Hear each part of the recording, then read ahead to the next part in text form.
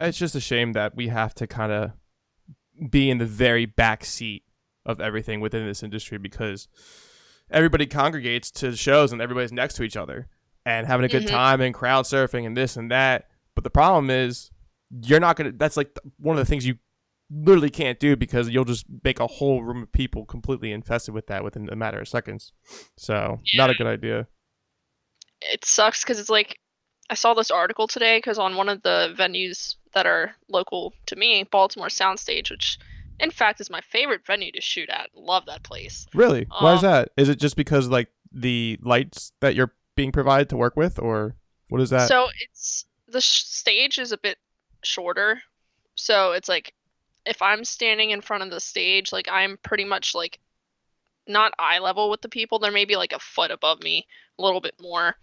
But like I love being able to like shoot when they're like directly in front of me and not having to reach all the way up with my camera because that can be a pain. But the lights are also really nice there and the crew's really nice and I like my favorite crowd shots I've taken are usually from there because it's the atmosphere there is just I don't it's incredible. I love it there. But And you're from the Baltimore area, like you're from Maryland too, as well. yeah, I'm from Maryland, not from Baltimore, but I'm like an hour outside of Baltimore. Mm-hmm. But I'm closer to being like more up north. So Oh the wow. closest venue to me is the Fillmore Silver Spring, which that's 35 minutes away. But I mean, that's also where I work outside of like doing photography. I work at the Fillmore. But unfortunately, not right now because this whole situation we got going on. Yeah, it's really upsetting. It's putting a lot of people out of work. I fear for it. And I was just talking to Poeta today. And we kind of had like this big, conversation of what we want to do in the near future. And it's a shame because we were literally scared. Like, what if we took off in a little bit more of a successful route than we already had initially? Like, what if this was full time? Like, what if the band was full time? We'd be kind of shit out of luck. I mean, I think the medium bands and all the bands are being affected by this, but the most that are affected are the ones that make it a full time gig and then also have some side jobs, to bring in some income. But I don't know. I just fear for like the third party workers, the stage crew, the lighters, the photographers, the videographers, content creators like you. So I mean, and we talked before we started streaming live, and thank God that you're being able to keep being productive without putting photography into a source of income, which is very, very cool. So Yeah. I worry There's about everybody. I mean, I'm definitely worried for the bands, one. Two, it's like you said, the crew. Like a friend of mine, he was a audio engineer, and so he's like out of luck right now because there's no conferences going on. There's no like business meetings. Obviously, there's no concerts. It's like, what can you do? But the only thing he could really do is when there were live streams going on at like churches or some business meetings would do live streams. He would do the audio for that. So I mean, at least he had some income coming from that. But it's just with the unemployment right now, it's not enough for people to live off of, which he's lucky enough to not be like living on his own. He lives with his parents, but it's just unfortunate for everybody that's like living on their own because it's like I don't know how they're affording to pay rent monthly, and I know that's going to be um, running out shortly. I believe it's like the end of the month they're stopping paying unemployment or something Yep. like that. But it's very unfortunate. I wish that there was a way we could try to find a solution of bringing the live show back to reality from what it used to. I mean, the one thing that kind of is kind of lingering in the back of my head is definitely doing these live shows or live sets, or maybe getting 4 or 5 bands to do a live set. One of the bands that recently did it was Dance Gavin Dance, and Under Oath is doing it as well with 3 of their albums, and it's a great way of getting more intimate with what we're doing in these times and giving exclusive bundles to basically give their fans a chance to have discounted items and this and that and blah blah, vinyl shirts. But how many times can you do that? Like Yeah, within a month, like once, twice, and then what's next? So like the bigger bands are still going to be affected by this. The middle tier bands are still going to be affected by this, and even like the local bands, like I get it, like they still have a tight community, but the thing is, like, they already have full-time jobs, or unfortunately they lose jobs because of the pandemic. But just in general, like me, for example, like I never lost my job, so I'm thankful that I'm able to continue to do that full time and still work on music or still work on the podcast. So I don't know. I just hope, things turn around within the next couple of years, or we can kind of find a solution for the music industry in general to keep the experience and keep the music fresh. Maybe they should just start vlogging everything they do, like writing new music and vlogging the sessions and vlogging the studio. And Yeah, I don't know. I've seen a few bands do that. I know Bring Me the Horizon did it for their latest single, Parasite Eve. Um, they had behind the scenes videos filmed of like them recording the songs and like editing the video itself, which I mean, I know that's a lot of stuff. That's something that like people are interested in seeing is behind the scenes stuff, which I mean, coming from my point, that's like one of as a photographer, not only are you like capturing the live music, but if you're like personally working with the band like on the tour, a big part of it is also the behind the scenes stuff. Because sure, they might be playing a show like every night, but you can only get so much enjoyment from seeing concert photos. But it's like you don't see behind the scenes stuff all the time. And it's like if let's say you're on tour or something, it's you're constantly working the whole time. Like the bands might not be, but like the photographer on the tour definitely is because like they're constantly either they're editing photos, editing videos, or they have their camera out with them, just taking random photos as they're like driving or if they're grabbing some food or sightseeing. It's like it's a nonstop grind, Mm-hmm. but it's just it sucks not being able to do that right now. Like Right. the only thing I can think of right now is like hitting up any local bands around my area that might be doing anything, but nobody really is doing anything because you can't because of the whole quarantine situation. But there is, I don't know how many audio or production companies are doing this in general, but this production company that I work with, Showtime Sound, they are actually doing in their warehouse. They have like a little stage built up with a full LED wall. They got all the lighting rigs set up and cameras and whatnot.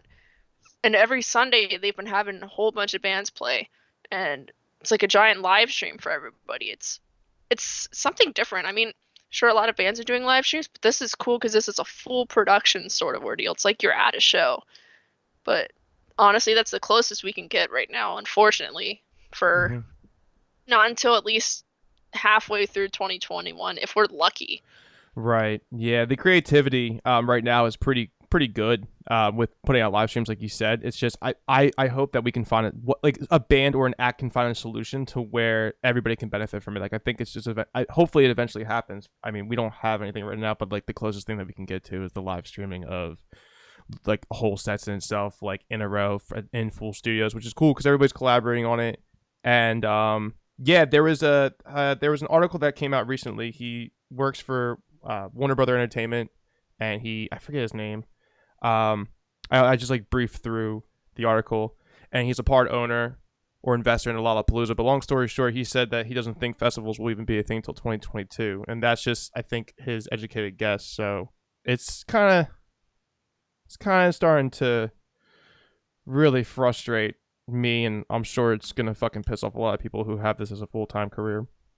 Yeah, how do you feel about like the drive-in theater or not drive-in theaters, but like drive-in shows that people have been doing? It's pretty interesting. Stand-up comedians definitely benefit that the most, Yeah.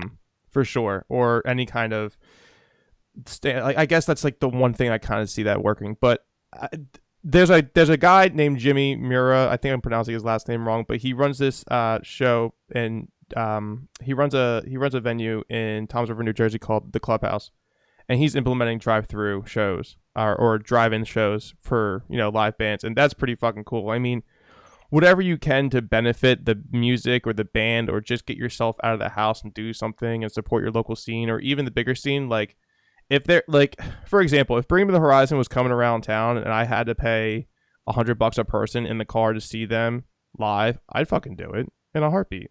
Like that's it's the closest experience I can get, but it's also supporting, and they're putting on a great show at the same time. So yeah, I think it's worth it. Anything's worth it. Did you ever shoot Bring Me the Horizon? Did you ever get a chance They're to shoot one of them? the bands I've never shot, and I really wish I could shoot. You literally have shot everybody. Like I I've pretty seen much. every single like name a band on Warped Tour, you've shot them. Name a band on Self Help Fest, you shot them. Name Yeah. so I mean, so a few bands that I want to shoot that I have not shot yet: Bring Me the Horizon, Paramore, Panic at ooh. the Disco. Um, I have shot Blink before. I would say Blink is probably the biggest artist I've shot. But yeah, those three artists are really who I really just want to shoot, which I haven't had the opportunity yet. Oh, Green Day. Green Day too, they'd be really cool to You haven't shoot. shot Green Day? I would figure you Mm-mm. shoot Green Day. I mean they've been pretty big for quite some time, yeah, for sure. Were you gonna Yeah, try I to shoot tried MCR in fall if that was gonna be an actual show? Were you trying to get into that venue? I was not, because one, I don't, if I remember correctly, there wasn't a date nearby, Mm-hmm. first of all. And two, um, I know that MCR is being very strict about press. Like some bands are very strict about it, Mm-hmm. which is why a lot of the bands I've tried to shoot that I want to shoot, I have not been able to, because it's like they either don't really want photographers, or they are very strict about who they're gonna let shoot. Like some artists, like Paramore, for a period of time until like their After Laughter, Happy. I don't know what the name of the recent album is. I'm pretty sure it's After Laughter. I think you're Um, right, yeah. they they let like everybody shoot, but any tour before that, they were like, we only want people who are like print photographers, like shooting for magazines or newspapers. Hmm. So That's interesting. Green Day is the same thing pretty much, but uh, they did a club tour a few years ago, which was insane because it was this tiny venue and it was Green Day playing, and it was like, oh my god. They had very strict press for that too. It Mm-hmm. it really depends on who the artist is. Most of like the, I wouldn't say smaller, but like not all the way up there. Like Green Day's like top tier. Yeah, they're definitely top Anything tier. that's like below that, not saying this in like a mean way, but anything that's like slightly less popular than that, they're fairly easy to get approved to shoot for, as long as you have a publication Mm-hmm. or you're like a house photographer for the venue, Mm-hmm. or you personally know the band. But I don't think there's many people that personally know Green Day that can just go up to me and be like, "Hey, can I shoot your show?" But Yeah. I mean, I think there's a reason why to it, and the only reason is because there could be photographers that do like I'm not it's not a negative thing, but I think these artists want something more specific in their yeah, taste than somebody else's creativity, because I know bigger bands don't have the time to actually kind of collaborate or take into consideration of like following social media and all that such, because sometimes it can be a hassle. But on the other hand, I mean, there are a lot of bigger artists that do that.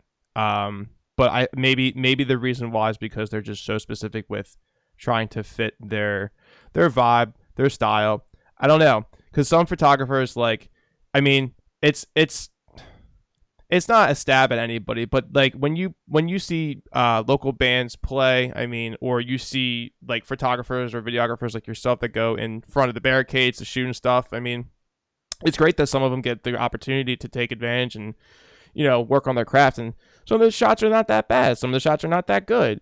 But then you like I'm sure. Listen, there's been plenty of times where I saw a guy in front of the barricades that was press or whatever, and he was shooting with his fucking iPhone. I was like, can you literally leave this to the don't even get professionals? me started. Oh So my come god. on, yeah, I go ahead, pop off. Yeah, I'll let you rant. That's cool. Isn't that shit ridiculous? It's fucked up. It's like, listen, yeah. I mean, whenever there have been plenty of shows I've shot where somebody, I mean, there have been shows where they've shot with their iPhone, and I'm like, I don't understand. But there's a chance that they were possibly, rather than doing photos, they were focusing mainly on like the article, and they just needed basic photos for the article. But still, I mean, I, like, not to sound rude or anything, but I just don't understand how like publicists will let people shoot with just iPhones, because it's kind of frustrating, because people, when you're shooting with your iPhone, most of these people are like going like this with their camera, and when you're trying to shoot in such a small pit, that little tiny phone is like going to be in a lot of your shots, which, that's like, I will tell. So one piece of advice for anybody who's like trying to get into concert photography: if you're in the photo pit, that's called Hail Marrying. Is when you like hold your camera up in the sky pretty much to take shots. Don't do it. Um, the only time I'd recommend doing it is if you're the only one in the photo pit, or if you're like all the way off to the side at the end of the barricade where you don't have any photographers behind you, because it's a little disrespectful to the other photographers because you're getting in their shots. But yeah, it's like I can't stand when I see people with phones in the photo pit, or if they're like on. There's this time where I saw this person. They were Snapchatting the whole entire like show pretty much. They would take photos with their actual camera, but then they'd bring their phone out and they'd start snapping it for their Snapchat. I'm like, dude, that's like, I get that you're excited to shoot the show, but that's not professional at all. Like you got Mm. to maintain a professional side of you while you're in the pit, or else it's just it looks bad on you to other photographers, possibly to the tour manager if they see you doing it. Because I mean, they can kick you out for doing that. If you're not doing your job, they will kick you out with no hesitation.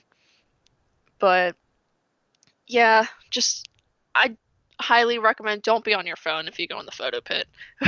I've seen that before too. Like oh, Yeah, excuse me, they literally get kicked out within the middle, not even like the first two songs of the set, and they're like, no, no, no, no, no, like this is ridiculous. You know, the shots need to be taken. You can leave now. And they're like, what, why? And like it's like, come on, dude. Like we're trying to all have a good time, but at the same time, like this band also needs quality press that yeah, um that will help them benefit the tour as it goes on, throughout their states. Because they'll, some of those bands will go through the hashtags and like, just pick out like, holy shit, that's a great shot. Like, let's retweet that and tag that and blah, blah, blah.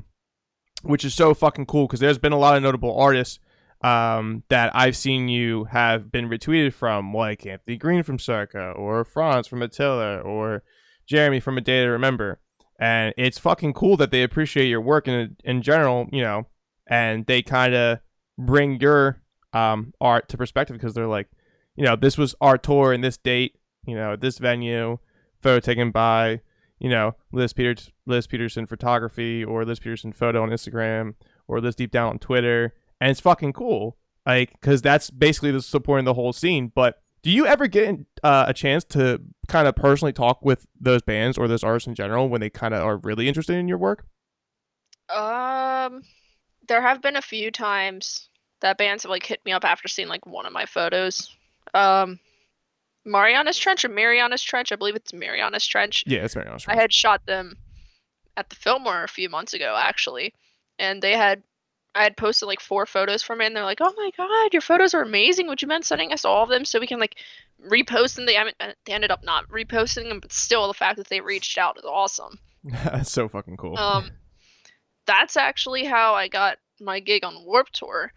Was I was with a band called Story Untold, and I'd shot them like a year or two before that when they opened for Simple Plan at Soundstage, and I had posted some of their photos that night, and they saw them, they followed me on Twitter and reached out to me and like and asked me to send them to them, and I was like, yeah, sure. And I remember when the lineup got announced for Warped 2018, the final Warped Tour, rest in peace. Rest in peace. Rest in peace, Warped um, Tour. I miss you so much. We all Um, too. God damn. I remember they had announced it, and I was like, oh my God, this is like a band that I could actually like have a chance with on this tour. And so I replied to their tweet. I literally said, hey, if you guys happen to need a photographer on your endeavors, just feel free to message me. Literally like 2 minutes later, they messaged me, and I was like, wow. So it's definitely reaching out to bands after shows, or like sending them, posting photos that you took of them and sending them to the band if you can, if that's possible. It can go a long way. Like you can make connections with the bands. Mhm. Um, Obviously you can't always meet the band after their shows, so you can't always necessarily like go up to them and be like, "Hey, I was in the photo pit tonight taking pictures of you. Mhm. I'd love to send them to you." But some bands will meet people afterwards, and when I first started out, I used to do that because I was just doing photography, like I was beginning it, and that's pretty much what I focused on was meeting the bands afterwards just to like show them my work. Hmm. But Was that um, always what you started with? Was music and bands in general and local bands when you started picking up a camera and started working with your DSLR? Was it always music first, or was there something else that kind of just interested your taste of the creativity behind that art? it's definitely been music. Photography is like Fuck yeah. what started it for me. I mean, I did take photography classes in like middle school and high school, but I was like, In middle school? Wow. I've never yeah, heard it of was them like in middle eighth school. I grade. know high school's a thing. Yeah. Oh, did they technically count that as high school? I think for some areas. Some areas do that, but that was middle school for me. Yeah, that was middle school for me too, but I know we didn't have photography classes. We had them in high school. I did a lot of graphic design and all that stuff, Hmm. which was cool. But yeah, and it started out that because that's, if that piqued your interest, I mean, obviously it's come a long way, so that's pretty fucking tight.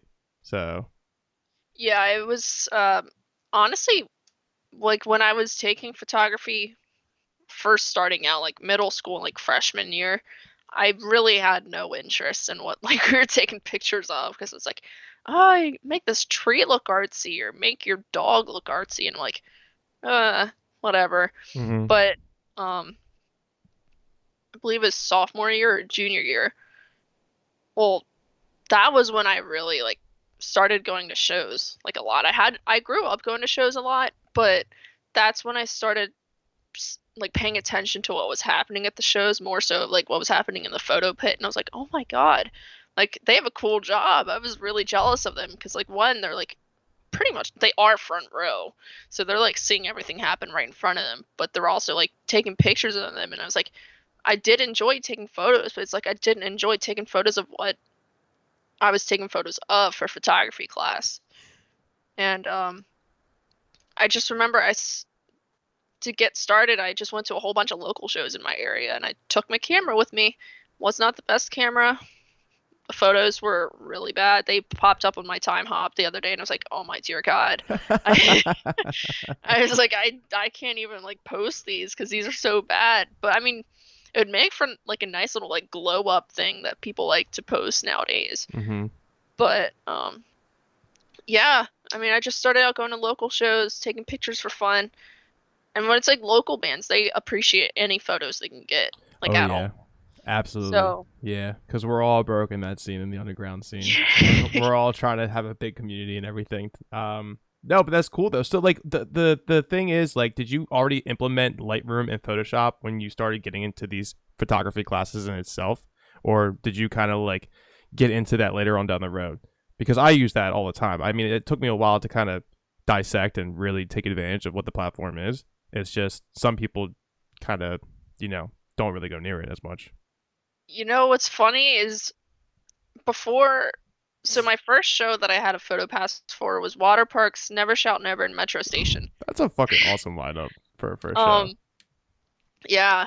Before that, I was doing those like all those local shows. And for editing those photos, I used like this really crappy online website. I don't remember what it's called, but it was really bad. But like once I shot like the bigger shows, that's when I started getting into like Photoshop, and then I moved on to Lightroom. Photoshop, it it's good for like retouching it and like sharpening it or like getting rid of stuff in the picture, but I feel like it's very very limited when it comes to like changing the look, as in like colors and like contrast. I mean, it can do contrast, but I feel Mm-hmm. like Lightroom is so much more better for editing photos, especially with what I do. I can't really do it with Photoshop because like what I like to do with my photos is I love contrast and I love to make things pop. Oh yeah, Um, yeah. That's definitely the like all style. of my photos are like vibrant and Mm-hmm. colorful. The lights are And really shining. Yeah. yeah, I mean, I will say not all the photos look exactly how it looked like in the actual photo, but I know different photographers have different styles of editing. Some people are like, I want to keep it as close to the actual show as possible. Some people want to fit in with trends that are going on with like popular like Instagram filters and whatnot, which is like dropping the highlights down and making the pictures look kind of dark. But I can't get with that personally. I mean, everyone has their own editing style and I support it, but just me personally, I don't like making my photos look dark. I love having them pop Because it's like if you're scrolling through like your Instagram feed or Facebook and you're just like, whoa, color.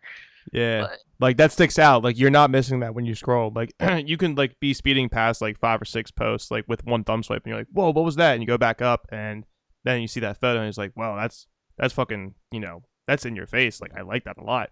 And yeah, that's like the style you've always been going for. But I don't think it but the thing is, I don't think the editing kinda has to uh be as realistic as it can, because once you create your style, people fall in love with that style, or like you kind of like go into different kind of styles. Like I don't have a style. Like I'm not like a professional photographer at all. I'm like completely amateur with anything that comes to that, or using Adobe programs in general.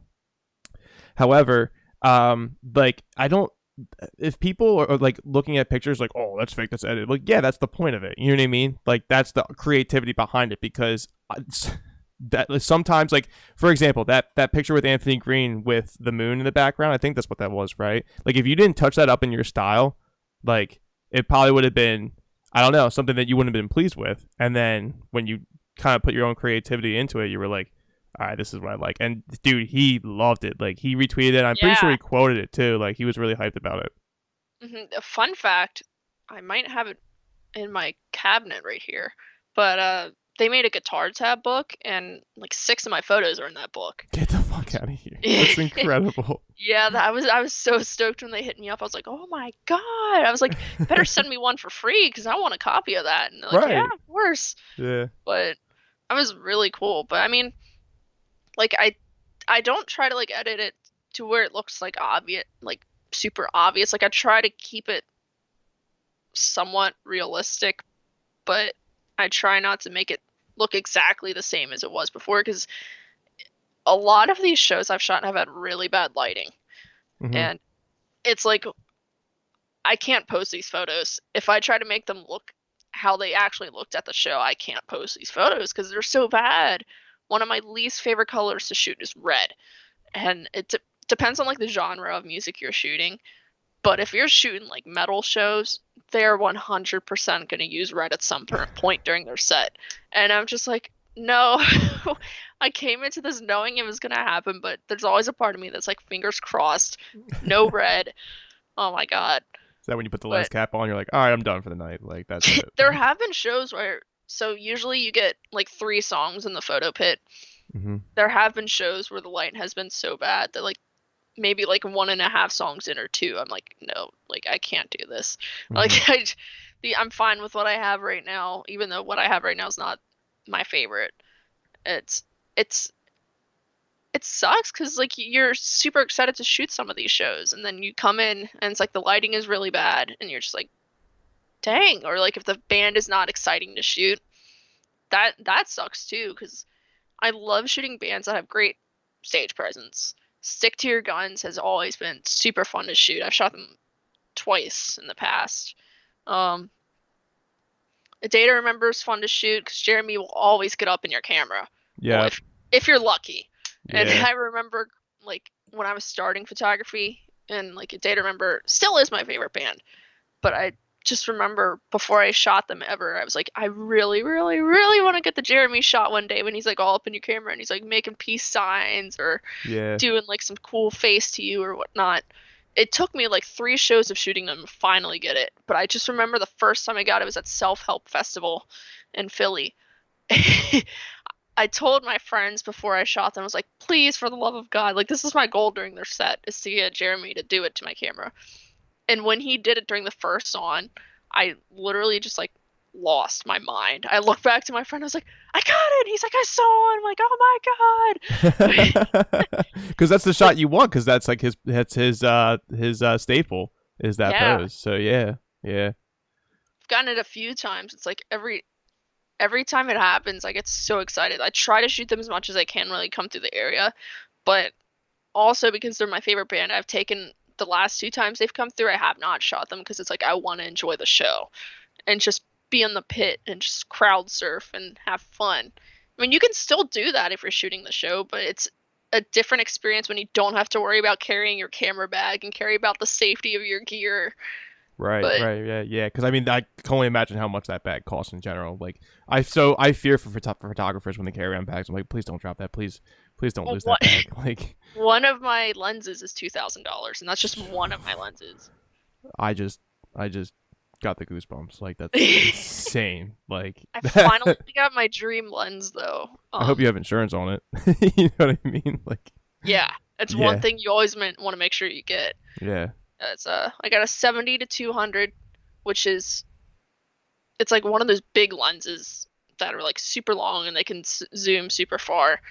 I've always wanted one of those because it's like you can get shots from the back of the room, and they're also like if you're trying to do portraits with that camera, it's Mm, so awesome because if you stand far away and your subject is like far away from you, and you zoom all the way in, the depth of field is incredible in that photo.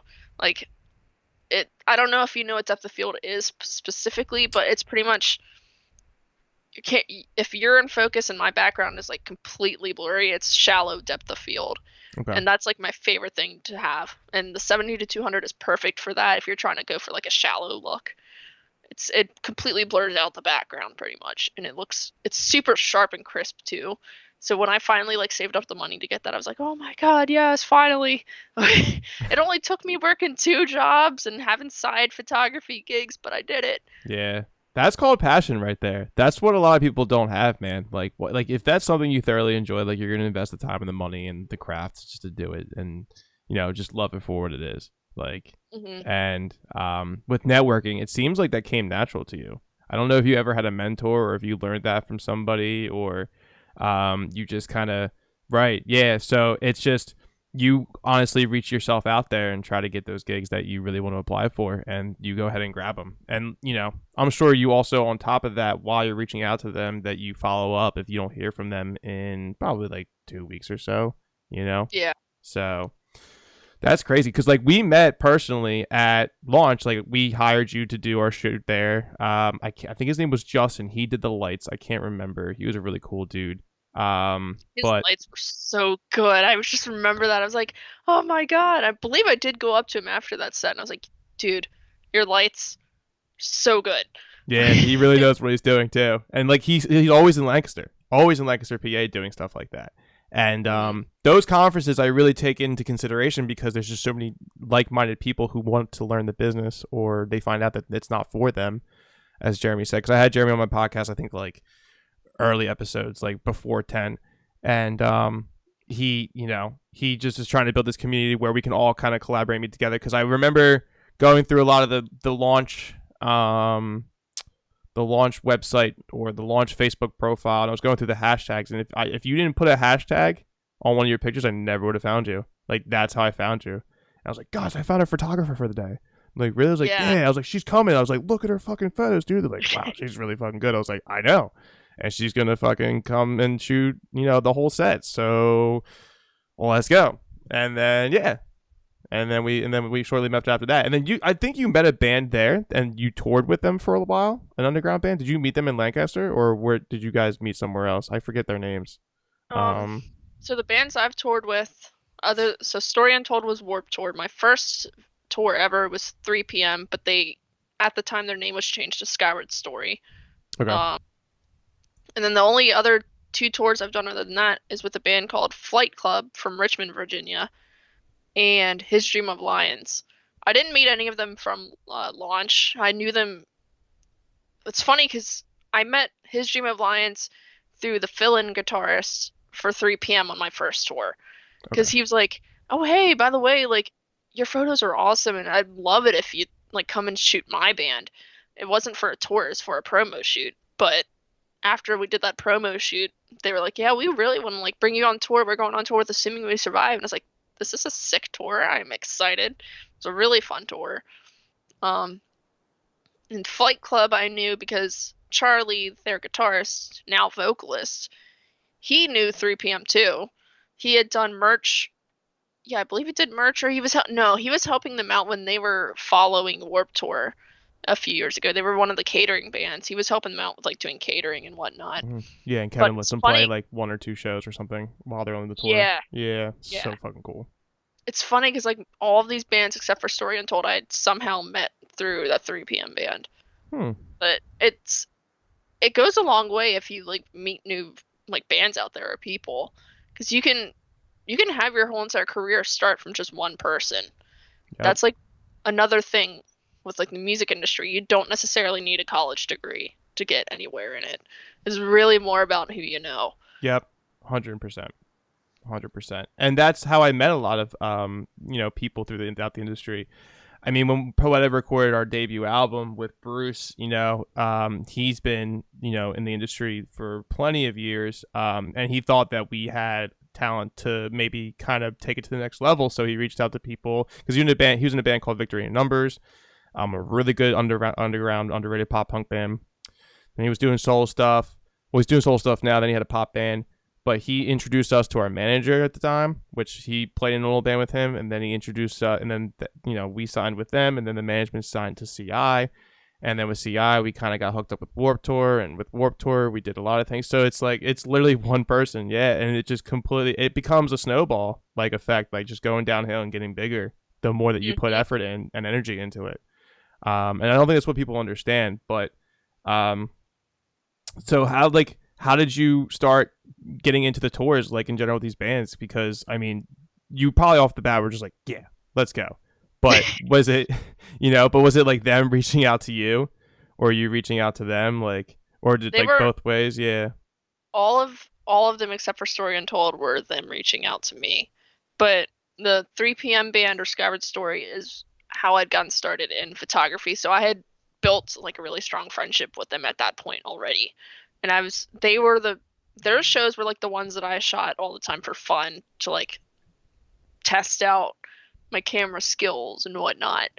But yeah, I don't remember. Oh, actually, I do. They had opened for All Time Low at an acoustic show at Soundstage, and that's how I met 3 p.m. I wasn't shooting it. I just went to the show for fun. Okay. But 3 p.m. had played some shows afterwards, and I just started bringing my cameras because I was like, these shows are cameras that these shows are shows that I can bring my camera to, because there are some venues or some shows where they don't let you bring your camera in unless you have a photo pass. But if it's like a smaller local club show, like at a bar or whatnot, you'll be fine to bring your camera in. But so that's how I was able to shoot all these shows, is because or go on these tours it all started from 3 p.m. which I don't really talk to them now, but if they like somehow see this, I really appreciate everything that they did for me, because it's like they're really the ones that got me started with doing photography and all the tours, because 90% of the tours other than Story Untold, the Warped Tour, it all started because of 3 p.m. But none of the tours were me reaching out except for Warped. So how many days were you on Warped Tour? Because we were on for 11 roughly. I was supposed to be on the entire tour, but I left a little bit under a month just because of personal problems. But okay, yeah, for sure, yeah. But the thing is, like, the experience was definitely in your favor as well, and that must have been like the time of your life. And you were on the last cross country run. So I'm sure that was also emotional on top of that. Did you go to the 25th anniversary? Because I did not. I did not.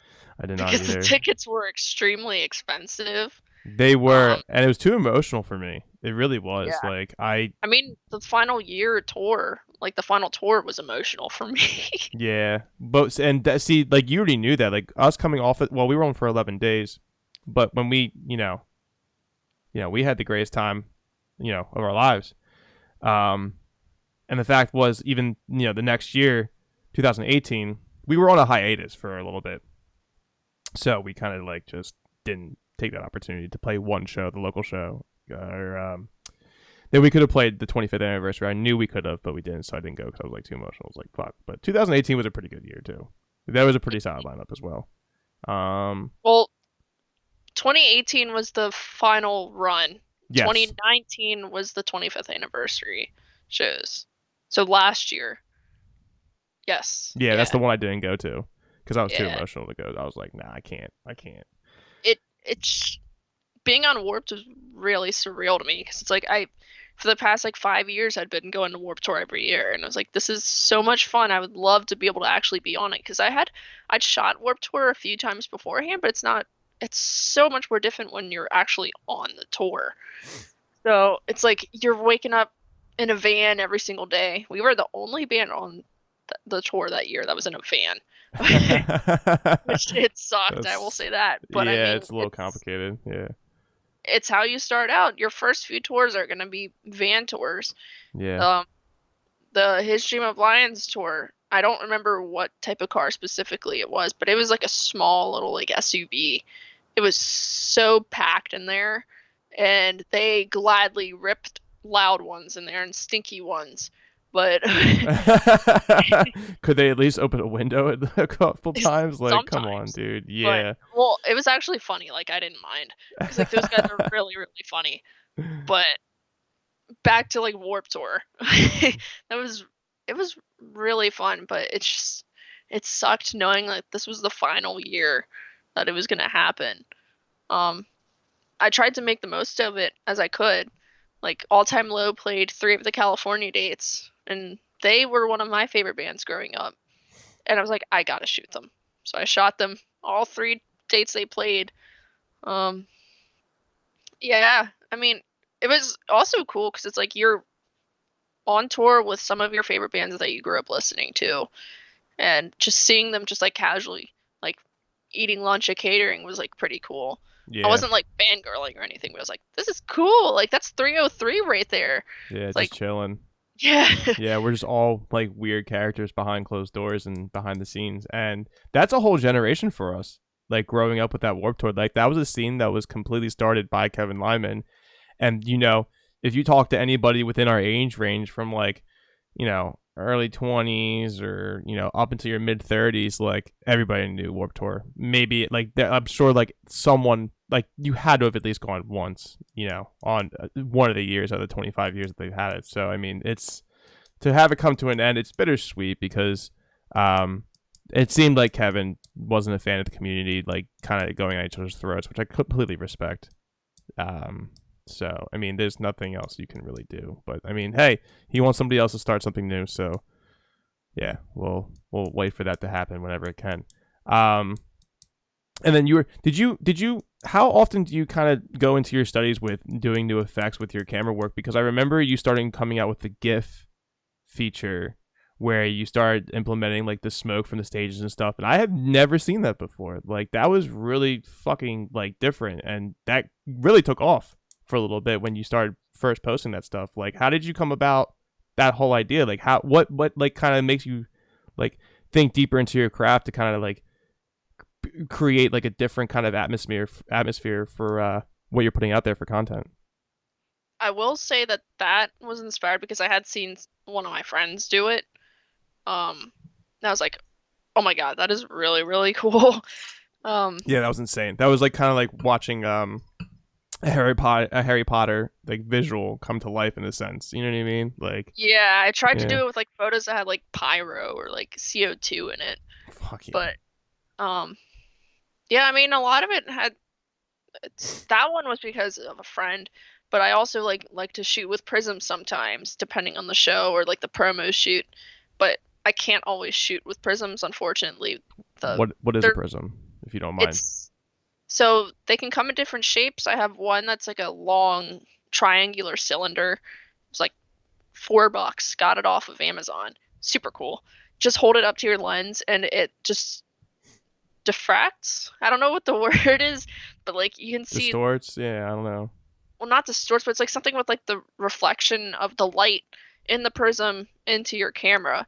Just like creates these super cool effects. Oh, okay. Uh, like it'll look like there's streaks in the light if you're outside, or you can see like something behind you in the photo, which is I I don't like when it does that. I try to like aim it a certain way. I try to get my prism to make it so there's like extra light in the photo so it looks really cool.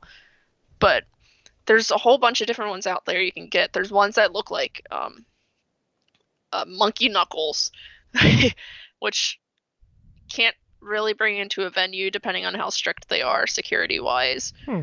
But you hold those ones up to your camera too. They're all things you can hold up to it.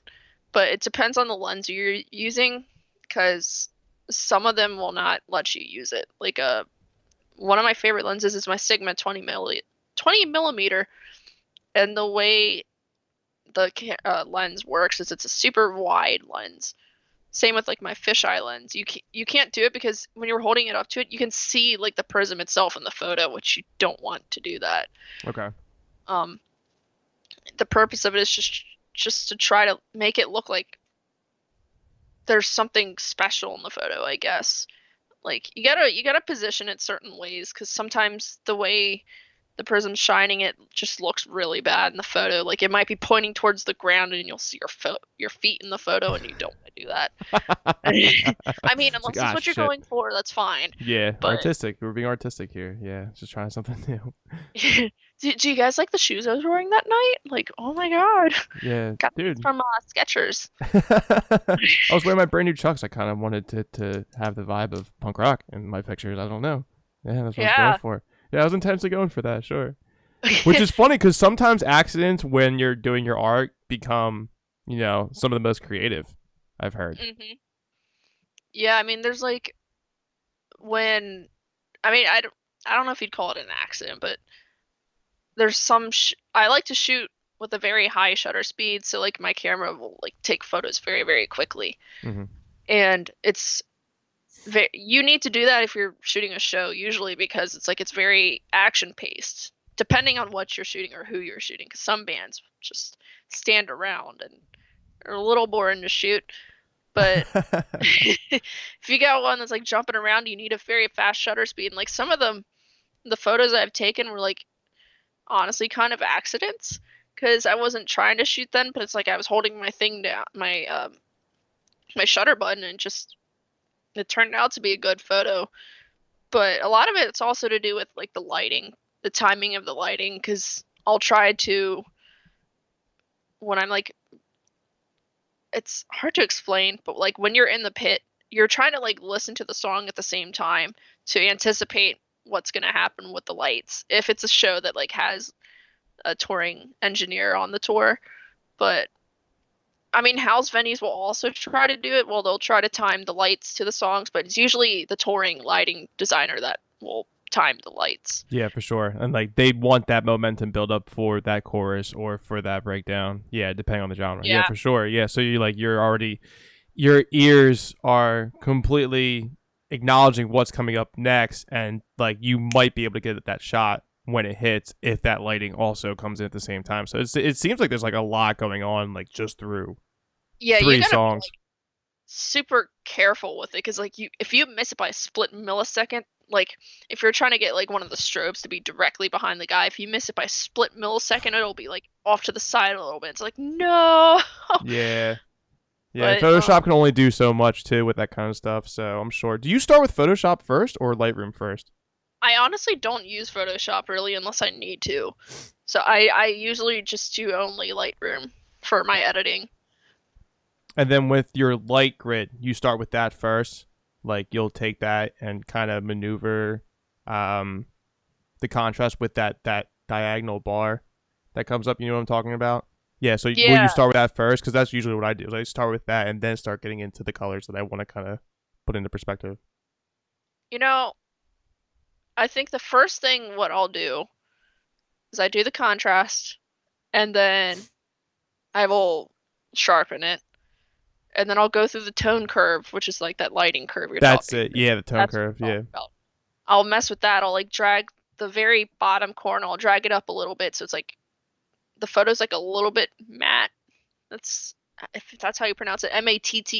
Hmm. It looks a little bit like flat kind of. Yeah. But then I'll add extra little dots, and I'll drag them down and drag one up, because like dragging it down makes it super um makes it darker, but dragging it up will make it a little brighter, like the highlights brighter. And then I'll mess with the hues and saturations down at the bottom in like the camera calibration section, which that's really where I get like the different changes in colors, is when you mess with that. Oh, okay. I mean, you could also just use your basic like tint option at the top, or like yeah, the tint and hue and whatnot, but I try to use the hues that are like down all the way at the bottom because you can do so much more with that rather than just messing with the tint, which will make it from like green to like purple or pink. But yeah, that's usually like my gist of how I go about editing my photos is doing that and sharpening it, obviously. But On a yeah, personal level, is it like more easier to control? Is it more easier? Is it easier to control shooting from like an outside festival when it's light out, or shooting inside when you have the lights and the darkness coming in, like to control? Like, is there an easier one to preferably do well, in editing?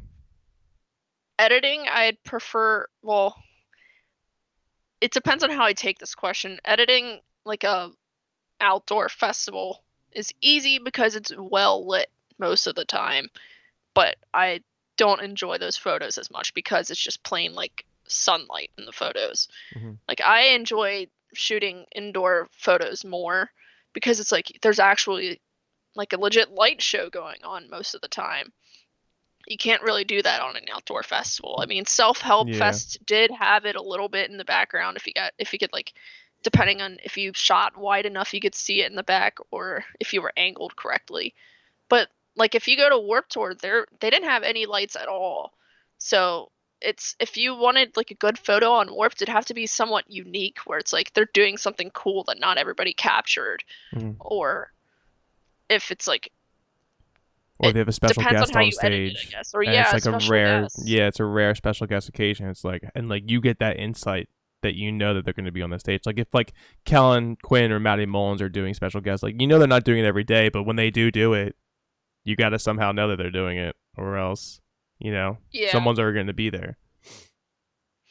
I mean, one thing I'll do with like special guests, I mean, it depends on the tour. So some like during the first three songs, it might be one of the songs that features the singer of the band that's like opening up for you, and I'll try to like pay attention to the set list of every single tour that I shoot because I want to know like what's gonna happen. So it's like, let's say like a Day to Remember is playing a show tomorrow, and they've already played like 5 shows beforehand. I'll go and look at the set list, and then I'll try to find a video online of those first three songs that they're playing, but and and watch it because it's like I want to know what to expect because it's my way of like studying to prepare for a show. Hmm. So it's like that's the one thing about like getting unique photos is if you like know what's gonna happen, you know to time your camera or like be in this certain spot. Because like one example, State Champs, they opened. Don't remember what song they opened with on their most recent tour, but Derek, their vocalist, will always do this like one certain like giant kick like in your face like when this song hits. And unfortunately, my show was the one day he did not do it, even though Fuck. he did it in like 6 other videos during that one song when they first started. So I had prepared myself and got right in the middle of the Fuck. pit and was right there for it. And I was like, all right, I'm gonna get this. I want this shot so bad. Did not happen. It sucks when that happens because like Derek, you're all what are you doing, prepared for dude? it. You could have had a sick picture with the leg kick up. You ruined I it bad. know. If that ever gets back to him, Derek, I'm letting you know you ruined it. Like, come on, dude. Like, always do the leg kick. You captured Kevin's leg kick in that launch photo, dude. That was incredible. Which one? Launch, our vocalist guitar player, his leg was completely up in the air, and Sean was like jumped a little bit, but like I've never seen his leg lift that high before. And I was like, what the fuck, dude? I was like, she really got He's been something creative practicing. there. I guess so, yeah. With those tight pants, I don't know if that's practice. I think that was just momentum. I mean, I definitely would practice something like that at home too. But yeah, that I would be pissed too, because especially the build up, like here it comes, here it comes, here it comes. And it's like, where the fuck? Yeah, well, Why it's didn't like you the do it? band has pyro or like CO2, and like it's completely out of their control. But sometimes like the pyro does not go off on time when it's supposed to, or if like one of the CO2 cannons will go off just a slight bit, and the rest go off like they're normally supposed to. It's like that would have been such a cool photo if that cannon went off properly. It's like such a shame.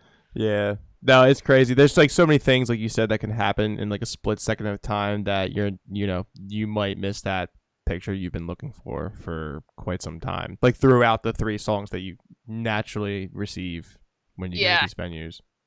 Um, do you so you have partnerships with venues like you already have ties with some venues like whoever comes around you're available to do it. Baltimore Soundstage, I'll do it a lot for. That's awesome. That's just Um, such a great way to like build yourself up as a with your art in itself, getting yourself out there. yeah. Uh, the Fillmore Silver Spring where I work, I mean, they have a house photographer, but if he's not available, they'll hit me up. Or if I'm not working the show, they'll hit me up. Hmm. Or I'll hit them up. I'll be like, hey, I really want to shoot the show. And I talked Yeah. to Abdullah, which is their house photographer. He's like, he's cool if I shoot instead. Did that for Beartooth on their most recent tour because he was gonna shoot them. I was like, wait. He likes shooting like the rap shows. I was like, I love shooting metal shows. You want to like trade? I'll shoot the metal show for you. And he's like, yeah, sure. I'm like, yes.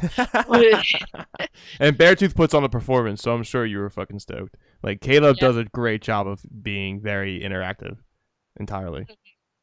Yeah.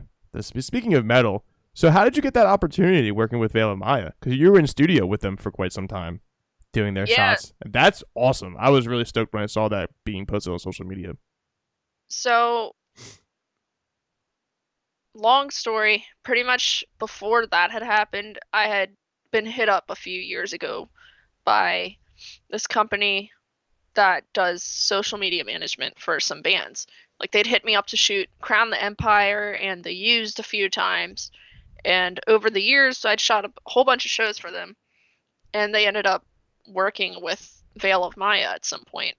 And they were like, hey, like they're in the studio at in Damascus or Bethesda, which is really close to me. Yeah, weren't they And with they're like, Taylor Larson during that yeah. single? Yeah, cool I mean, fucking when dude. when I was there, they were doing it with Arnie.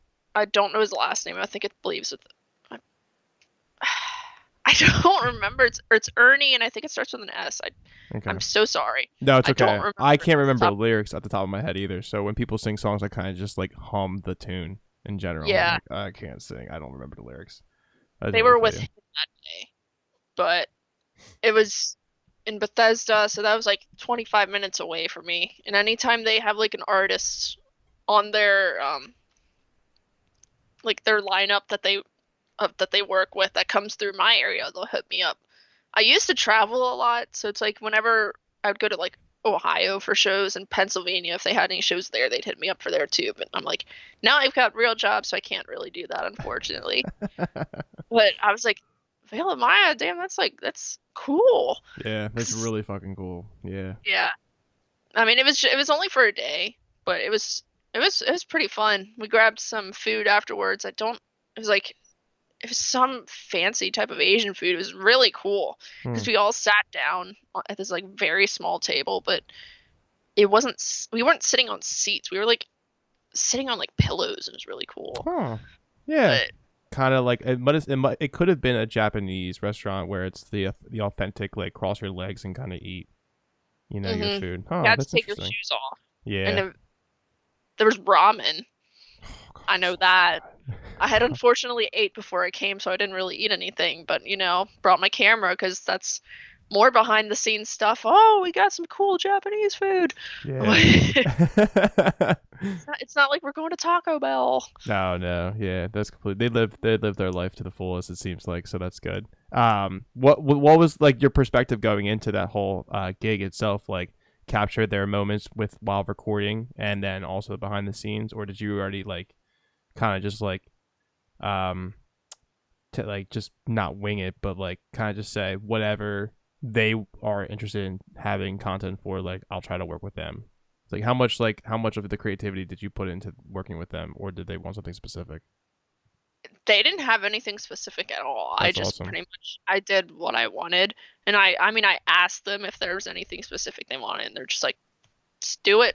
Because Nah, I mean, just when do I it. was in the studio with him, it was only Mark actually doing anything. He was recording the guitar parts, Hmm. but the rest of them were chilling on the couch behind me. So it was a lot of like shots of Mark, but I also did some stuff with like full room stuff with my wide angle lens that could get like everyone in it. So it's like a full studio shot, which was turned out pretty cool. But it was also a good time for me to experiment with my prisms too, because he had these like lights that it's like Christmas lights sort of like Yeah, hung he up does have on the that. wall. So like the reflection of that in the prism was so gorgeous. I was like, oh my god, this is so nice. Um, yeah, but it's it was mostly just doing him and then an occasional like behind the scenes of like them behind me, like full group. But it's like you can't do so much when they're just chilling on the couch. Right, So for it's like sure. you try to focus on like the actual recording part, but you know you don't want just photos of that, so you try to get everybody included in it. Yeah, for But sure, because it's like a whole process in itself. I mean, when anything comes to the recording, everybody's doing, excuse me, one track at a time. But, and then what they use that for content, I'm sure, for the day of the studio. Like they post that on like all socials, I'm sure, and yeah, it was Sumerian on started like posting it. Instagram and whatnot. hmm Yeah, So it was mostly for that. It wasn't like it was like for a music video or anything because it was just photos, but it was just stuff to like brag about, and be like, "Hey guys, we're in the studio. Wink, wink, nudge, nudge. New yeah. song coming New soon. song Cough, coming cough." out. Check it out. It's gonna be fucking lit. Do you ever, Yeah. as a personal goal, like want to work for a magazine company, or do you just want to consider staying like independent for whatever reason? Do you ever like think You about that? know, for a period of time, I wanted to shoot for alt press, Mm-hmm. but that kind of like dozed off. Mm-hmm. Rock Sound Music magazine would be really. I would love to shoot for them. I I don't know why between the two, but just between the two of them, I prefer to shoot for them. I've had a few friends who have gone to shoot for them. Like I would love to too if you guys like Right. need anybody in the future because I know like alt press will have applications online on their website to shoot for them, and apparently they don't like ever get back to you. I speaking from experience, they never got back to me, but Mm-hmm. in general, it's a general consensus that they won't really respond. Hmm. So, I mean, it's definitely, I think it's more of if you know somebody related to the magazine, like an editor or a graphic designer, that's how you can get into doing that. But Yeah. I don't know anybody there, unfortunately. Yeah. But Neither do I. hopefully someday I will.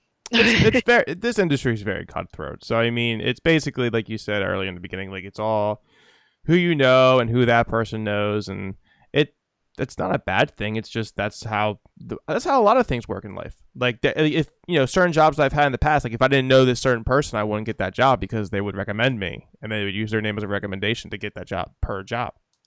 And even with the music industry, as I explained earlier, it was just one after the other. But I never understood. I never understood like if that was always a goal of somebody who was in content creating with his videography or photography, because you already established yourself as a brand. Like your brand is already out there in itself, and like you get accommodated for your work, and but that you collect that income. But then I guess like maybe working for those other outlets like those magazine companies might give you more connections in a sense, but I don't know if if there would be a difference of being involved with that company for said period of time or just doing it independently. I don't know. Yeah, I mean, I think a lot of, well, the way alt press worked is most of their photos they got for like the posters and whatnot were like one-time things. Like they weren't people that were regularly hired Oh, to okay. shoot. Because I did have a friend who had a photo in it a few times, and she didn't shoot for them. She just shot, and they were like, "Hey, we loved your photo. Can we put it in the magazine?" But I mean, I know some photographers have it as a goal to be able to shoot for magazine, but honestly, I just think mine is just to be able to go out on a bigger tour and like work with bigger bands than I do. Yep. Like my biggest like tour was Warp Tour, which unfortunately ended early.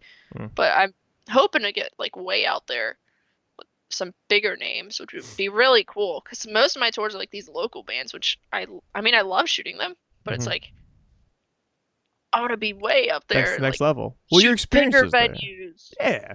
Bigger bands, huge crowds. No, I totally blame. I Yeah, mean, that's everybody's goal. I mean, does a local band want to play in the local scene for their entire career? No, they want to be successful. They want their fans to sing their music back to their face. But I mean, so that's pretty self-explanatory. But the fact is, your experience is there. Like your resume is definitely built up for everything that you've achieved over the the years that you've been doing this. So I wouldn't see why not of you doing that full time with a band and such. Like I just always kind of thought of it like being that's like bands saying, do I want to sign to a label or do I want to stay independent in a way? And that honestly depends on the record contract with what you're being offered. However, sometimes it's better to not be signed to a label and start doing it from scratch. Like, I mean, this is a huge example. I mean, pretty obvious, but I mean, Post Malone, if he didn't sign to, he didn't sign to a label, and look what he's doing right now. I mean, he's got all the freedom in the world. So, I mean, if he did sign to a label, maybe he has restrictions. Maybe some of the A&Rs have per se opinions on what that goes into their music. I don't know. Yeah, So, I mean, if I was like in a band, I'd just be worried about like all those restrictions and then being super controlling of what you guys are gonna do next week. Oh, we're gonna put this out, we're gonna put that out. You're not gonna do that. It's like, well, we love this song, but we don't. When it's like, okay, well, gotta do what the label says. It's like that's what would scare me is like dealing with that if I was like in a band. you just have to be careful because so there are contracts that are like that. Like when we signed a deal with CI Records, like it was very simplistic. It was basically, he even said it from the beginning. He's like, I want you guys to take advantage of what we can work together with, marketing and getting yourself out there and getting, using this as a stepping stone to take you onto a bigger direction within the future. And the contract was like very self-explanatory. Like no restrictions. We have freedom to do whatever we want, wherever we want to record. But I have seen other contracts that weren't for me or for the music that I was in, but for other artists, and they were a little scary. The wording was kind of like swapped around a little bit to, I guess take advantage of the opportunity if it ever arose with something that would favor the label over the artist. But yeah, you just gotta be careful and definitely let a lawyer take and read over what you're doing. Even if you got signed to a magazine company, if they do that, I don't know if they do that, but like if you got worked with a magazine company, then they wanted you to go move forward with a contract, like the best thing to do is just take it to a lawyer for sure and see what that's about. Speaking of contracts, there actually are like press release forms, like contracts you have to sign when you're shooting certain artists. Really? Green Day had one. Pretty much any like huge name usually has ones, and it's a big issue with photographers nowadays. Like I'm in a few different music industry photographer Facebook groups, and they'll post them and be like, "What are your opinions on this one?" and like, "How messed up is this one?" It's like usually the general like thing that happens on these is it's, hey, we have all rights to your photos even though you took the photos. If we want to sell these photos, we can, and you're not going to get any of it. Ooh. You can't post the photos online. Only if you can only post it if we approve of the photos or whatnot. It's very controlling. So it's like I try to stay away from shooting shows that have those types of like contracts because I'm like, I took these photos. I have the right to do what I want with them. Right. So it sounds they're like very messed up. Yeah, it sounds like you're just getting paid to do the job and that's it. And then you're If you're getting paid, because if a lot of photography gigs you're not getting paid. that's absolutely fucking ridiculous. Like there's Yeah, if no you're way trying I to wouldn't find take a a gig. magazine, most of them are, well, not necessarily a magazine, but most music publications like online are not paying you, which sucks. But What does that even do for your brand, especially if they're not going to promote you as the photographer taking the picture? Like, what does that even do for the brand? Like, nothing really. Like, what are you really getting out of it? Until like you plead and beg and you ask very nicely to use the pictures that they took that they're publicizing for yeah, what they're using it for. Get the fuck out of here. That's insane. I would never. I mean, some people, I don't know. It depends on the situation, the context, but I don't know. I would definitely not do something like that if that was me, for sure. it really depends on the extent of the contract. Like some of them are okay, but most of the ones I've seen, people are always complaining about them, and I'll read it and I'm like, oh my god, that is messed up. Like I, Yeah, I seriously. can't do it. Like I purposely stay away from doing that. That's one of the reasons why. I mean, I didn't get approved for it, but if I did, and then I saw the contract for Green Day, I probably would have like, just kidding, I'm not gonna shoot, even though I got approved, because it's like these photos are mine. Yeah, see? Those are your I want to be able babies. to do what I want. I mean, it makes sense if they're like well, this is a general rule for most shows. You can't sell your photos unless you reach out to the publicist of the band and be like, "Hey, do you mind if I sell prints of this photo?" And they'll be like, "Yeah, sure, but you're limited to like 50 copies of the photo." So Oh, okay. Yeah. that's one thing with like selling prints of concerts is you can't just put a photo print up for sale. You have to reach out to the band first, or else you'll most likely get in legal trouble if you do. That's very So you have to be very understandable. cautious about it. That's very understandable. What if you worked with them in a way where you could say, hey, like if this is something that you guys like, maybe you can do a limited run where if you sell the copy signed through merch bundles, like I'll get a cut from it? Have you ever tried pitching that, or has that ever been done before? I haven't done it. I'm sure there's photographers who have done it, and I know there's ones who have done it where it wasn't with approval, and it went to like court because it's like the Yikes. photographers are like, "Dude, we didn't give you permission to do this, and if you're doing it and you're not paying us, that's like that's messed up Yeah, because that's really you're messed supposed to be up. making money off of that photo."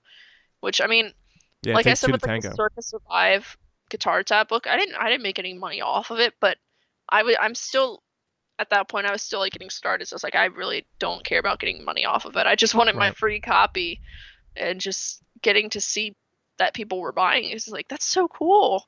It's like it's in a guitar tab book. It's like it's being sold all across the world. I But think what's also cool is that you're saying like when you first started out. Like that's insane to be first starting out and having I mean, your it wasn't like how many years you think? that far back. It was Right. more so. It was I'm pretty sure it was 2017, and my first photo pass show was 2016. So I mean, it was fairly new, but it wasn't new, if Nah, you you're know what I kind of mean. nah. You're doing something right. I don't know. I think I'm gonna disagree with you on this one. I think you're doing something right. Cause like that's pretty early on to get something that pretty significant. And they're a very well established band, and they have really great taste in anything that they do because like they're so out there with their vibe and like the art that they come up with for albums and such. So, yeah, no, that's pretty cool that you're on that happened, and you're basically like I don't know. There's just a lot more to go, with your art into the near future, in general. So that's pretty cool. What personally have you been doing with your art in itself since the pandemic has kind of, put things on the back burner with the music industry? Like, how are you going about like keeping fresh and, you know, You know, I mean, I haven't been able to shoot anything, obviously, but I mean, every now and then I'll go back to like my photos that I either did edit and I just didn't like how I edited, or I'll go back to like unedited photos and revisit them and be like, yeah, I should have edited this one. Like Warp Tour, I was on the tour and I didn't edit 90% of the photos because they weren't the band that I was on tour with. I mm-hmm, just had the photos. So it's like I've been revisiting that stuff, trying to like stay fresh. But I mean, I will say I have kind of taken a little bit of a break since Warped mm-hmm, because it was unfortunate. So it's like it killed my vibe. I was like, I don't want to do this anymore. But it's like then I was like, I do. I still want to keep doing this, but it's like I I don't know. I was just in a little bit of a rut for a while, mm-hmm. and then I got back into doing it with shooting like Beartooth and a few other shows last year and earlier this year, and then COVID hit, and I was like, I was just getting back into shooting shows again, Mm-hmm. and it's like no, I can't do it. But I mean, I've been debating on hitting up like that production company I was talking about earlier that's doing the live streams of shows.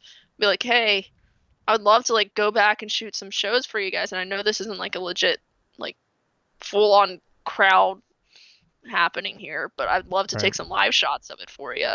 Like that's another thing you can always suggest doing when you're trying to like start out with like doing music photography is you can hit up production companies, and if they like your work enough or you like take test shots for them, they'll have you shoot for them. But I mean, their focus isn't the show itself. Well, it is kind of, but it's like it's not the focus of the artist, it's the focus of the gear that's at the show. So it's like you're definitely more so focusing on like the stage monitors and the back line and the microphone and whatnot. So it's like a different approach, but you're still getting to shoot shows. So I mean, that's another way to get into it. But I do think if you're trying to get into that stuff, I do think you might need a little bit of experience with shooting shows beforehand. But it really all depends on how lenient they are. Maybe they like your work enough that even if you haven't shot shows before, they're like, "Yo, you should try shooting shows. Like, we'll be glad to have you join the team or whatnot." But I, I definitely, I will say, I was not expecting to be working for a production company at one point. Just my ex had was working for them, Mm-hmm. and it's funny because they had this festival, or they put on this festival, and they had hired somebody for it, and apparently the photos were god awful, like really god awful, and Oh apparently they no. had charged them an insane amount of money, and my Ugh, boyfriend kept that's the my worst. ex at the time was like he kept like raving about how much Ashley, their social media girl, was like commenting on how bad the photos were, and they were really upset about it. And I was like, you know what? Sounds like they need another photographer. Dude, You like cue the music, like the lights starting to shine. You're like setting up to like go in and start taking photos. It's yeah, like Eye of the I Tiger. Dun, dun, dun, pretty dun, dun, much, dun. yeah. Yeah. I literally just I emailed her and I was like, "Yo, like, hey, I heard you guys might want like more photos of like different stuff or a new photographer or whatever." And she's like, "Yeah, we'd love to like have you come shoot for a show." And it's like the first show that I shot for them was MC Hammer. No way. That's tight. Yeah. That's so tight. It was pretty cool. Oh, it was MC Hammer and Sir Mix-a-Lot.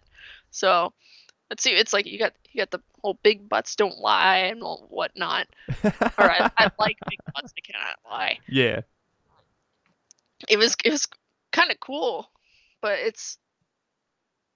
I'm thankful to have started working with them because they've given me some opportunities that I probably would not have shot beforehand. Like I never would have shot MC Hammer, one because I don't really listen to like rap and whatnot or Yeah. that That's. type of music, Mm-hmm. but he's also like a huge artist, and I never would have shot the polar bear plunge or like all these galas that they've had me come shoot for them, like corporate events. So it's like you're putting yourself into a new world. Like it's not necessarily just shows, but it's also like corporate stuff, which it might not be as fun, but it's you're reaching out, you're branching out is what I'm Yeah, and then better way the to say it. networking comes into play, and then the experience on top of that of like trying to be creative in something that is very dry, Yeah, for something that content. Oh, I'm sure it's very dry. it So was it really depended on the corporate event, but their gala was awesome because it's I mean it wasn't fun. I will say that, but the atmosphere of the room, like one, the decorations, and two, like the lighting because of the production team was insane in there. Like it was very well lit, and there was like nice blue and red and purple colors, like all combined in white. I was like, oh my god, this is so beautiful. And like shooting it, I was like, oh my god, it's like my favorite colors other than red. It's like edit is like purple and blue and ooh, white. So it's like having that all combined in one. I was like, this is so gorgeous. that's so cool. And like what, and I think more opportunities will definitely come in, over time. It's just right now we have to wait a little bit until the music industry resumes. Unfortunately, maybe somebody in your local scene will do drive-in shows. I'm not sure, but you never know. You never know. We got to find another way of getting ourselves out there with this industry to like resume in a sense. So Yeah. What I mean, it would be weird shooting a drive-in show because it's like I love doing crowd shots. Like that's one of my favorite things that I know a lot of photographers don't do crowd shots, which is why I like doing it. Because it's like, sure, like the artist is cool and whatnot, but it's like you gotta like capture the moments of like the whole entire crowd like freaking out at some point or like all their hands up or like cheering oh or crowd man, surfing. yeah, It's like and so it's like you can see like the energy in the room. yeah, your windshield wipers and your headlights are not going to do enough justice for that kind of that kind of excitement. No, that's crazy. But there's so much potential, and there's a lot of hopefully opportunities in the near future that I would love to see you get a hold of, because obviously you're one of the few professionals out there that take it into very strict consideration of forming this art. And coming from the person who would need that content in general, whether it was local or big, like I truly appreciate it. and hopefully like somebody that is aspiring to like be in that position that you're in right now, like maybe they can take something from this and definitely, you know, take advantage of, you know, your experience in itself, which would be pretty cool. I mean, really, my advice for anybody trying to reach out is just don't be afraid to just start going out to local shows and just bring in your camera as long as it's a like I said earlier, as long as it's a place that's cool with you bringing a camera in without a photo pass, just do it. It might not be a fun shoot and it might not be the music you like, but you're getting out there, you're shooting a show, and it's your perfect way to network because you can literally go up to the band afterwards and be like, hey, I took photos. If you want, I'll send them to you if you take my business card or whatnot. And 90% of the time, the band will say, yes, please. Yeah, I mean, that, and just don't be afraid to be different too, because I know a lot of people like to make their photos be a similar style to other photographers. And it's just, there's no judgment here. You can do that if you want, but I try to be different. Like, I want to be different with my photos. It's like you see the same thing over and over. It's like these brown tinted photos and like fall colors. And it's like I just want my pictures to pop. So it's like you've just got to find something that would make you unique. But yeah, networking is definitely the biggest thing you got to do. Is if you want to start out, you got to go to shows and let the bands know after their sets that you shot them, because that will get you far. But if you're also, I mean, if you have a little bit of experience doing it and you want to be shooting bigger shows, you have to shoot for a publication to get approved for the shows. And what you can do is if you find a music publication online or something, you can hit them up and be like, hey, are you guys looking for any photographers, for any galleries, or like writers and photographers? And most of them usually are looking for people. So if you get lucky and you find one, that usually is your key to getting into the bigger shows. But you also got to have a portfolio built up first. So, I mean, definitely have to be going to these local shows first in the first place. Because I don't know if, like, you know, in the terms, like, what I mean by portfolio, but it's like a whole bunch of examples of your work. It's like your best work is what their publicists are looking for when you're reaching out to request a photo pass. They want to see what your photos look like, because they don't want just like some random like iPhone photos. Apparently, some publicists don't take a look at it. With how many phones I've seen in photo pits, but I wonder why. yeah. But I mean, most of them do, and they pay attention to like who you're shooting for. So yeah, you gotta have a publication if you're trying to shoot for a bigger show, because 90% of the time they will not approve you, but it really depends on who it is. Would they want Or a more trying of a venues too. yeah? Sometimes venues are looking for a house photographer for the show. Do they expect it to be in like a timeline format where it's like from set date of beginning up until present day? Is that something that you would suggest What do you for your mean? portfolio? So like when you send out your Oh, portfolio, like, would you suggest like doing a timeline? Is that something that they preferably look for? no, I mean, personally, my portfolio is just my best photos of all time, Okay. or like my favorite ones. I don't have like a timeline of how I improved, because honestly, I don't think they really care about that. Some of them might do, but they really just want to see like your best work, so they don't have to like keep scrolling and whatnot. They just want to see good examples and then done. Like, Yeah. oh my god, that's Exactly. so good. Yeah. Just gotta keep it short and sweet. It's like a resume, pretty much. Your portfolio is your resume if you're a photographer. But I mean, it also depends on like what type of photographer. But Yeah. for concert photography, your portfolio is definitely important. So Yeah, no, that is really important, and hopefully, like that is something that people would start taking more into consideration when they want to get onto the field of the professionalism behind everything, which is fucking cool. But on a high note, thank you so much for joining this. I mean, it was a pleasure, like catching up with you again.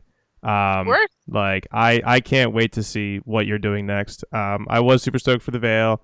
I was pretty stoked for a lot of the stuff that was being retweeted, and you know, now that I know that you're in one of their books for Circa, like it's just cool, dude. Like it just makes sense. Like I'm not surprised. You know what I mean? Like, Thank you. yeah, I it's appreciate really it. fucking cool.